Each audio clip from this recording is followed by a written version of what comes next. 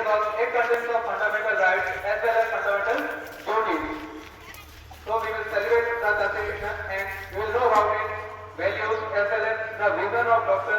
B.R. Ambedkar who laid down the Constitution.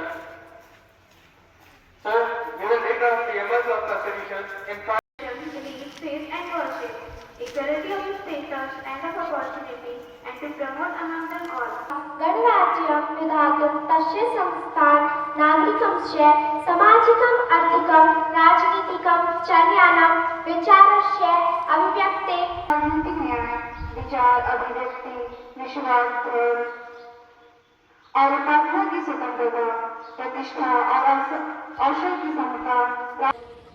ഇന്ത്യയിലെ എല്ലാ പൗരന്മാർക്കും സാമൂഹികവും സാമ്പത്തികവും രാഷ്ട്രീയവുമായ നീതി, ചിന്ത, आशयाविष्कार 26वें ਦਿਹਾੜੇ ਦੁਆਰਾ ਇਸ ਸੰਵਿਧਾਨ ਨੂੰ ਅੰਗੀਕਾਰ ਕਰਦੇ ਹਾਂ।